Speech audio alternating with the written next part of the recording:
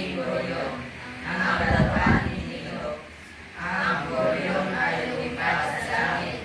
Ngumiti si Nilo habang nanunood.